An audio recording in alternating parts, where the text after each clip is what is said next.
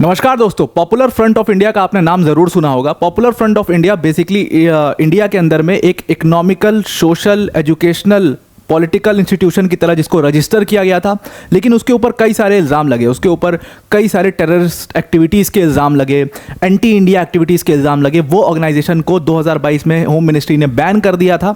उस ऑर्गेनाइजेशन के जो जितने भी लीडर्स थे, जिन लोगों ने उसको फॉर्म किया था, और ये ऑर्गेनाइजेशन आप सोचो कि साल 2006 से चली आ रही थी भारत देश में, तो आप समझ सकते हो कि कैसी कैसी ऑर्गेनाइजेशंस इंडिया के अंदर में काम करती हैं। अब देखो, ये जो वीडियो होने वाली है इसमें हम पीएफआई की बात करेंगे, इस पूरे केस की बात करेंगे, जो बॉम्बे हाई कोर्ट ने बोला है, कौन सा डॉक्यूमेंट की बात करेंगे जो ये बनाना चाह रहे थे, वो सारी चीज़ें हम करेंगे। एक छोटी सी इन्फॉर्मेशन मैं आपको यहाँ पर देना चाहता हूँ कि कई सारी वीडियोस हमने कवर की हैं जो टेररिज्म के ऊपर देखे। जम्मू कश्मीर में हमने टेररिज्म देखा, हमने कुछ टेररिज्म के हिस्से, वो पॉलिटिकल वीडियो थी हमारी जो बिहार की, वहाँ पर हम देखा किस तरीके से टेररिज्म वहाँ पर भी था वहाँ पे। उसके बाद आप बात करोगे मणिपुर की, तो वहाँ पर भी आपको टेररिज्म देखने को मिलता है। म्यांमार के थ्रू जो आतंकी हैं वो घुस रहे हैं किस तरीके से, और इंडिया के अंदर में गलत एक्टिविटीज़, इलीगल एक्टिविटीज़ में इन्वॉल्व हैं, ड्रग ट्रैफिकिंग, सारी चीज़ें हैं। अब हम आपके लिए एक वीडियो लाना चाहते हैं, ये थोड़ी सी एनिमेटेड टाइप की वीडियो होगी, जिसमें हम टेररिज्म किस तरीके से पनपा, कैसे जो पूरा दौर था वो 90s का, वो 2000 तक का जो दौर था उनका, जो उनका गोल्डन पीरियड कहते हैं टेररिस्ट का, सरकार के लिए क्या चैलेंजेस थे, भारत की इंटरनल सिक्योरिटी के पर्सपेक्टिव से क्या चैलेंजेस है, सब कुछ काफ़ी डिटेल में उसमें मैं कवर करूंगा। बिकॉज टेररिज्म के ऊपर जो प्रमुखता से जितनी किताबें लिखी गई हैं, जिनमें से 2-3 किताबें जो खुद डीजीपी हुए पुलिस के बहुत बड़े, और फिर वो जम्मू कश्मीर में पोस्टेड थे, उनकी एक किताब है, आईपीएस हैं राजेश पांडे सर, बहुत बढ़िया किताब उन्होंने भी लिखी हुई है। और उसके बाद एक बिहार के भी काफ़ी बड़े आईपीएस हैं, उन्होंने भी एक किताब लिखी हुई है टेररिज्म के ऊपर। इन सारी किताबों को पढ़ करके मैं आपके पास एक फैक्चुअल वीडियो लाने की कोशिश करूंगा। बस आप मुझे कमेंट में एक बार बता देना कि ये वीडियो आपको किस फॉर्मेट में चाहिए, एनिमेटेड टाइप में चाहिए जिसमें मैं बोल रहा हूँ और सारे स्क्रीन पे आपको सारी चीज़ें दिखाई दे रही हो, या बोर्ड पर ही चाहिए। तो आप मुझे एक बार ये कमेंट करके बताना, तो हम आपके लिए काफ़ी डिटेल, लंबी वीडियो होगी वो ज़रूर, आधे घंटे से ज़्यादा होगी, लेकिन बहुत डिटेलिंग में आपको ये सारी चीज़ें क्लियर हो जाएंगी कि कैसे टेररिज्म इंडिया में शुरू हुआ, कैसे पनपा, कैसे इतनी छोटी छोटी ऑर्गेनाइजेशंस बनी, इनका कैडर कैसे वर्क करता है, कैसे ये घटनाओं को अंजाम देते हैं, और सारी सिक्योरिटी एजेंसीज को के आंख में धूल झोंक करके भी। तो ये सारी चीज़ें हम उसमें डिस्कस कर लेंगे। अब ये वाली जो वीडियो है popular front of India, basically हुआ क्या था, पॉपुलर फ्रंट ऑफ इंडिया को साल 2022 के अंदर में अमित शाह जी ने बहुत बड़ा स्टेप लिया था, और मिनिस्ट्री ऑफ होम अफेयर्स ने इस पीएफआई को बैन कर दिया था। क्यों बैन किया था? इनके ऊपर कई सारे इल्ज़ाम थे कि एंटी इंडिया एक्टिविटीज़ में इन्वॉल्व हैं, ये जो है देश के कई सारे, देश की संप्रभुता के लिए खतरा माना गया था इस पूरे ऑर्गेनाइजेशन को। क्यों? क्योंकि इनके कई स्पीचेस थे, इनके कई डॉक्यूमेंट्स मिले जहां पर यह प्रूफ हुआ कि जम्मू कश्मीर को भारत से कैसे अलग करना है, इसके लिए प्लानिंग कर रहे थे, नॉर्थ ईस्ट को कैसे अलग करना है उसके लिए प्लानिंग कर रहे थे, आतंकवाद को कैसे पनाह देनी है भारत में, कैसे कैसे उनको खड़ा करना है, उसकी ये प्लानिंग करते थे। इनका अल्टीमेट मिशन क्या था, ये कोर्ट ने बताया। बॉम्बे हाई कोर्ट की के यहाँ पर इन्होंने बेल एप्लीकेशन दी थी, 2022 में बैन किया, उसके बाद इनके ओनर्स को उठा करके जेल में डाला। तो उसके बाद इन्होंने क्या किया कि इन्होंने बेल एप्लीकेशन फाइल करी बॉम्बे हाई कोर्ट के पास। अब इनके पास ना, इनके ऊपर ना कई सारे केसेस चल रहे हैं, सिर्फ बॉम्बे में ही नहीं, अगर आप देखोगे तो इनके ऊपर केरला में केस है, कर्नाटक में केस है, मतलब समझ लो देश के कम से कम 15-20 राज्यों में इनके ऊपर केस है। तो बॉम्बे हाई कोर्ट में इन्होंने अपनी बेल एप्लीकेशन को दिया था, और वो बेल एप्लीकेशन की सुनवाई होनी थी। तो 2 जजेस की बेंच बैठी थी, एक जज का नाम था अजय गडकरी, जस्टिस अजय गडकरी, और दूसरे थे जस्टिस श्याम चंदक। इन दोनों जजेस ने डिसीजन ये दिया कि जो पीएफआई ऑर्गेनाइजेशन थी, ये कॉन्स्पिरेसी कर रही थी ये लोग, कि इंडिया को ये लोग एक इस्लामिक कंट्री बनाने चाहते थे 2047 तक। बाकायदे इसका प्रूफ भी है कोर्ट के पास, जो कोर्ट ने ये बात कही, जो एफआईआर दर्ज हुई है, उन सारी चीज़ों को देखते हुए कोर्ट ने कहा कि साल 2047 तक ये चीज़ प्रूफ होती है कि ये लोग इंडिया को इस्लामिक कंट्री बनाने वाले थे।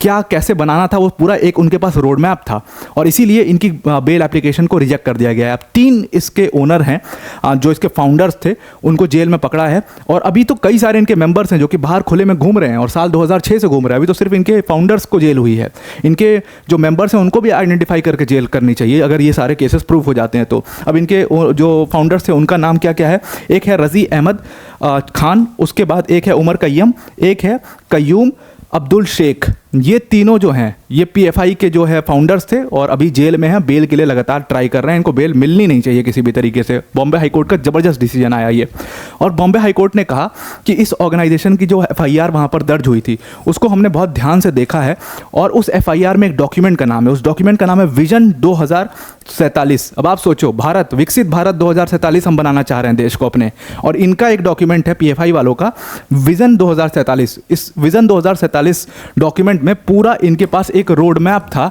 जो कि आपको ये बताएगा कि कैसे इस्लामिक कंट्री बनाना है भारत को। आप समझ लो देश के सेकुलरिज्म के लिए ये लोग कितने बड़े खतरा हैं, पूरे देश के लिए खतरा है ऐसी ऑर्गेनाइजेशंस। और सिर्फ पीएफआई नहीं, जब मैं इस पूरे केस के ऊपर काफ़ी रिसर्च कर रहा था, क्योंकि 2022 में मेरी ये स्टडी भी थी इनके ऊपर, जब इनको बैन किया गया था तब भी काफ़ी रिसर्च किया था, तो मुझे पता लगा था तब जाकर के, कई सारी किताबें भी पढ़ी थी उस टाइम पर, तो पता लगा था पीएफआई जैसे 50 ऑर्गेनाइजेशन है भारत में आज भी जो कि खुलेआम काम कर रहे हैं। अभी मैं आगे बताऊंगा कैसे कैसे ऑर्गेनाइजेशन है जिनके ऊपर क्या क्या इल्ज़ाम है और वो खुलेआम काम कर रहे हैं, लेकिन कोई पुख्ता सबूत नहीं मिल पाता, कोई सपोर्ट नहीं होता, लोकल सपोर्ट नहीं होता, तो इसलिए गवर्नमेंट स्ट्रिक्ट एक्शन नहीं ले पाती इन ऑर्गेनाइजेशंस के खिलाफ। और ये ऑर्गेनाइजेशन बहुत ऊपर चढ़ के भी नहीं रहती, बहुत नीचे, बहुत ग्राउंड लेवल के पॉलिटिक्स में इन्वॉल्व रहती हैं ये ऑर्गेनाइजेशंस, और वहीं से अपने मंसूबे को कर रही होती हैं।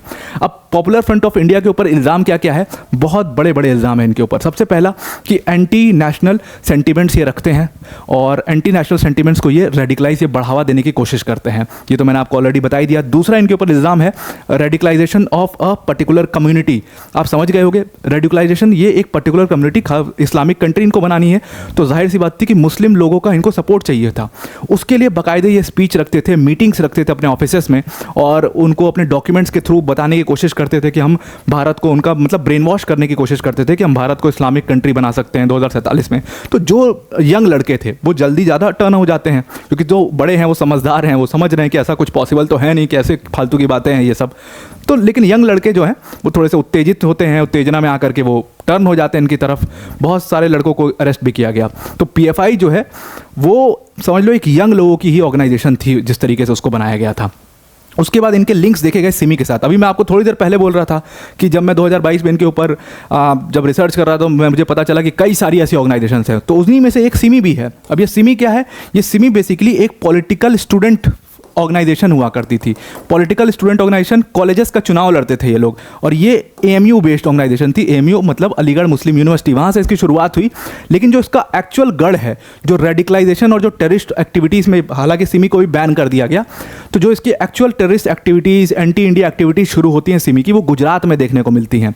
और गुजरात में आप देखोगे 2002 के बाद से सिमी ने बहुत बड़े बड़े कांड किए। पीएफआई, सिमी, ये सब जो है ना, ये छोटे छोटे ग्रुप्स अलग अलग जगह पर काम कर रहे थे। तो सिमी का फॉर्मेशन हालांकि पीएफआई से पहले का है, और सिमी एक अम्ब्रेला ऑर्गेनाइजेशन थी, उसके अंदर से पीएफआई निकला है। सिमी के ही कैडर के कई सारे व्यक्ति जो हैं वो उन्होंने मिलकर के पीएफआई बाद में बनाया था, जब सिमी को बैन कर दिया गया था। तो 2006 में उन्होंने पीएफआई बनाया था। अब सिमी के ऊपर इल्ज़ाम क्या क्या है, टेररिस्ट ऑर्गेनाइजेशन है पहला इल्ज़ाम। इन्होंने गुजरात के अंदर में जो लंच बॉक्स वाला वो बॉम्ब अटैक हुआ था, जो बॉम्ब ब्लास्ट हुआ था, उसमें उसकी डायरेक्ट लिंक जोड़ा जाता है सिमी के साथ। जयपुर में जो बॉम्ब ब्लास्ट हुआ था उसको डायरेक्ट जोड़ा जाता है सिमी के साथ। लखनऊ कोर्ट में जो बॉम्ब ब्लास्ट हुआ था उसमें सिमी और इंडियन मुजाहिदीन दोनों का नाम आया था। सिमी कैडर के लोग इंडियन मुजाहिदीन के बैनर तले काम कर रहे थे। तो इनके छोटे छोटे कैडर्स होते हैं जो कि हर सिटी, हर टाउन में काम कर रहे होते हैं, और वो लोग का ग्राउंड वर्किंग बहुत तगड़ा होता है, और इसीलिए वो लोग किसी भी घटना को बहुत ईजिली अंजाम दे देते हैं और सिक्योरिटीज़ की नज़र में नहीं आ पाते हैं। तो इस तरीके से ये लोग काम करते हैं। उसके बाद ये नीचे एक और है, जेएमबी के साथ भी इनके लिंक हैं पीएफआई के। जेएमबी क्या है, जमात उल मुजाहिदीन बांग्लादेश, जमात उल मुजाहिदीन बांग्लादेश का टेररिस्ट ऑर्गेनाइजेशन है, उसके साथ भी इनके लिंक है। आप देखो ये इंटरनेशनल लिंक्स जो हैं, ये जितने इनको हथियार मिल रहे हैं, इनको जो ये मंसूबे हैं, इनको पैसा कहाँ से आ रहा है हर स्टेट में ऑफिस खोलने का, तो आप समझ लो इनको टेरर फंडिंग होती है बाहर से, बाहर के देशों से। और हमारा नेबर पाकिस्तान के पास अपने देश को चलाने का पैसा नहीं है, लेकिन ये टेरर फंडिंग करने के लिए उधार लेता है वो दूसरों से, यूएस से उधार लेना, उनसे उधार लेना, उनसे उधार लेना, और फिर टेरर फंडिंग करना लगातार भारत में। तो ये टेरर फंडिंग से ये सब ऑर्गेनाइजेशन चलती थी। पीएफआई उसका सबसे बड़ा एग्जाम्पल है। 20 स्टेट में ऑफिस थे पीएफआई के। एक स्टूडेंट्स, कुछ 4-5 स्टूडेंट ने मिलकर एक ऑर्गेनाइजेशन बनाई।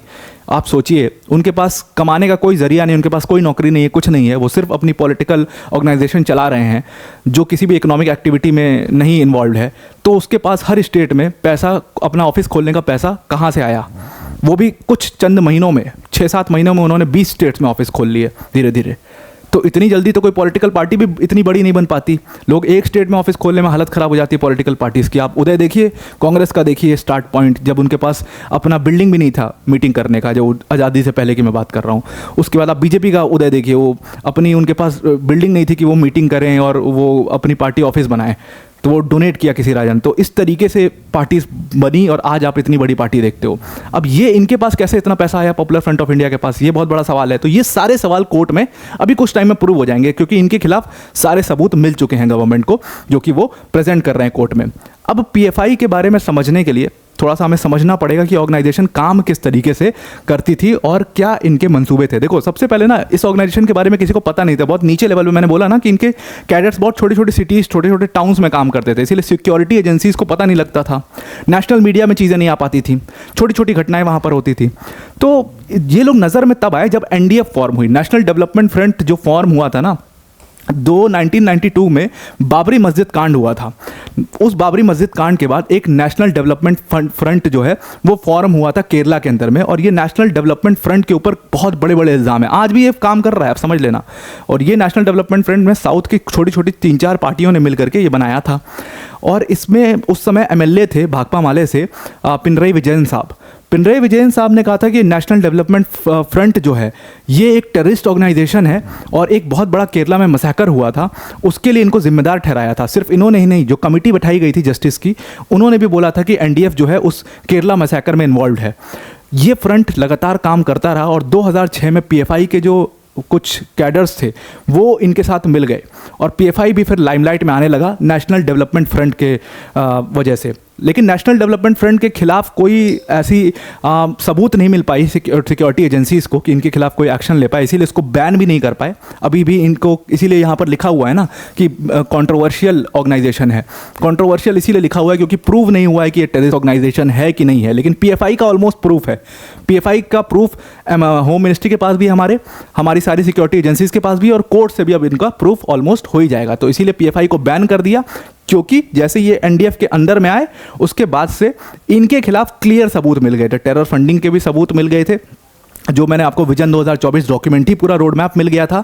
कई सारे इनके कैडर के लोगों को अरेस्ट किया गया जिनकी इन्वॉल्वमेंट कई सारी किलिंग्स में पाई गई। बहुत सारे क्रिश्चियंस की किलिंग हुई केरला के अंदर में, जिसमें पीएफआई के कैडर के लोग डायरेक्ट इन्वॉल्व थे।